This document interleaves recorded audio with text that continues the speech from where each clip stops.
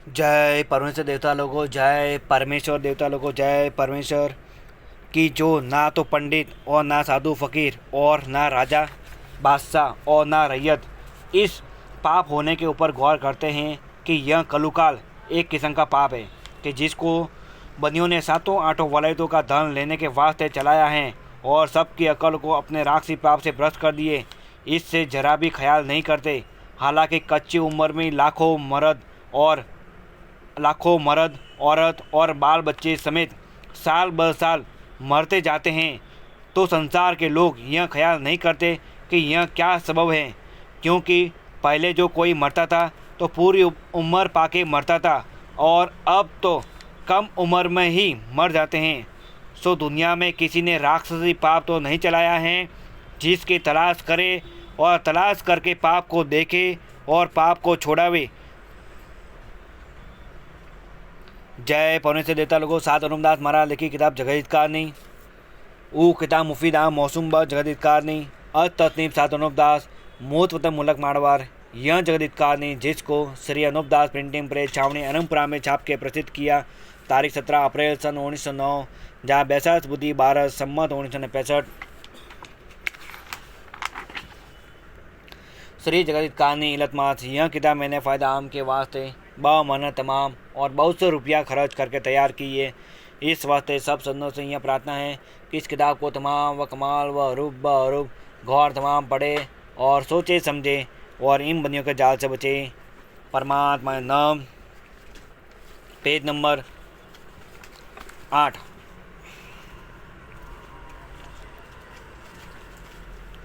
और निरक बनाया था और अलावा इसके 84 लाख कुंडिया भी रात लोगों की बनाई थी। सो उन कुंडियों के ऊपर दुनिया के नाम का पाप कराता था। इससे दुनिया की अकल खराब हो गई थी।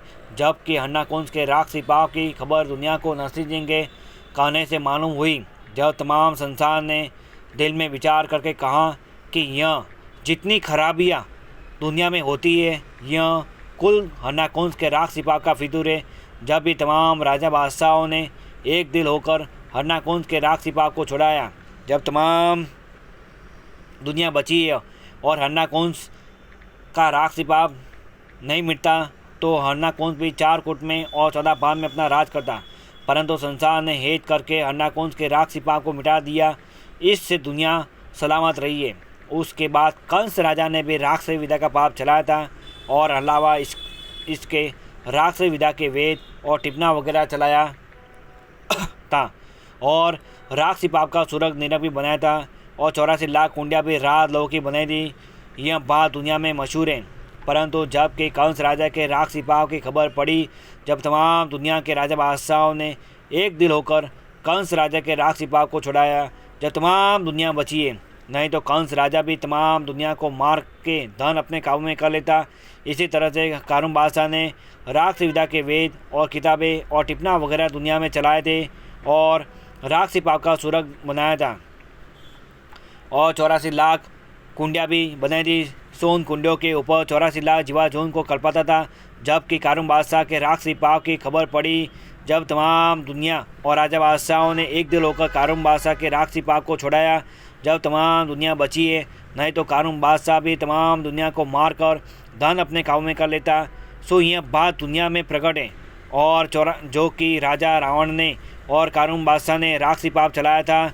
सोनों के पाप को तमाम जहान ने एक दिल होकर के छोड़ा था जब तमाम दुनिया बची ही थी, वरना औलाद दुनिया की नहीं रहती। परंतु इन चारों शख्सों ने जो राक्षसी पाप चलाया था उनके नाम भी बदल बदल कर रखे थे कि जिससे हमारा राक्षसी पाप मालूम नहीं होगा, कि जिनकी तारीफ में नाम की हवाला कलम है कि जो रावण ने राक्षसी पाप चलाया था उसका नाम इंद्रजाल रखा था, जिसको शनिचर पेज नंबर 9 शनिचर जी महाराज ने तमाम जहां में मशहूर कर दिया था। और हन्नाकुंज राजा ने जो राक्षसी पाप चलाया था उसका नाम राक्षसी विद्या रखा कि जिसको नरसिंह ने दुनिया में प्रकट किया। और कंस राजा ने जो राक्षसी पाप चलाया था उसका नाम जादूचाला रखा कि जिसको श्री कृष्ण महाराज ने संसार में प्रकट किया। और कारून बादशाह ने जो राक्षसी पाप चलाया था उसका नाम काफिर विद्या रखा कि जिसको गुरु नानक ने प्रकट किया। यानी पाप तो वो का वहीं था, परंतु नाम इस वजह से बदल बदल कर रखे थे कि जो एक नाम से ही पाप मजकूर चलाया जाएगा। जब तो दुनिया समझ जाएगी, फिर हमको कौन पाप करने देगा। और जब कि नाम इस पाप के बदल कर रखेंगे तो हमारा जाल एकाएक जाहिर नहीं हो सकेगा। इससे ऐसे से नाम बदल कर रखे थे, परंतु बल राजा के बाद से इन सौदागर महादान ने भी रावण, हनाकंस वगैरह की तरह से राक्षसी पाप चलाया है।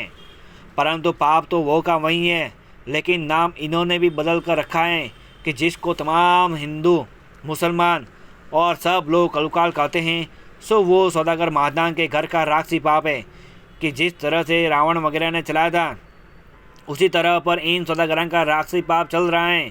और इन सौदागर महादान ने भी रावण की तरह से राक्षसी की किताबें और टिप्पणा वगैरह दुनिया में चलाए हैं कि जो आज दुनिया में चल रहे हैं, यह सब इंद्रजाल है जिसको हिंदू, मुसलमान, अंग्रेज और सब सृष्टि देख रही है। और इन सौदागर महादान ने पहले से यह कैसी अक्लमंदी की है कि अगले ज़माने के सती लोग हुए हैं, उनके नाम किताबों में लिख कर जाहिर किए हैं। और ऐसा भी लिखा है कि अब ऐसा ज़माना तंग आएगा कि जिसके घर में एक शेर कांसी रहेगी वो दौलतमंद कहलाएगा। सो यह किताबें जिसमें दुनिया के बुरा होने का लिखा है, वो इन सौदागरान ने ही राक्षसी जाल की किताबें चलाई हैं और अगले सती लोगों का नाम उन किताबों में लिख दिए हैं, इस वास्ते कि अब आप प्रकटन हो। और यह भी लिखा है कि वो शेर कांसी भी राजा बादशाहों के घर में रहेगी। सो देखो भाई, इस ज़माने में तो राजा बादशाह हाथी, घोड़ा, फौज वगैरह कई किस्म के आराम उठाते हैं। फिर जब कि शेर भर कांसी रह जाने की नौबत पहुंचेगी, उस वक्त में इन राजा बादशाहों का क्या हाल होगा। सो यह बात काबिल ख्याल करने के हैं कि शेर भर कांसी में तो क्या तो अपने खर्च में लावेंगे और क्या दुनिया के कारज करेंगे और क्या फौज रखेंगे और कहाँ से अच्छा कपड़ा जरी व रेशम का पहनेंगे। जब शेर भर कांसी रह जाएगी तो रैयत वगैरह तो सब मर जाएगी, क्योंकि सब काम रुपया पैसा से होता है। ब्याह शादी में कपड़ा वगैरह कहाँ से आवेगा और बगैर बलद गाय के खेती बाड़ी के काम किस तरह से चलेंगे। जय परमेश्वर देवता लोगों, साध अनुदास महाराज लिखी किताब जगत कहानी 274 पेज पढ़कर बंदोबस्त करो, जब संसार को सुख प्राप्त हो। जय परमेश्वर देवता लोगों, जय परमेश्वर।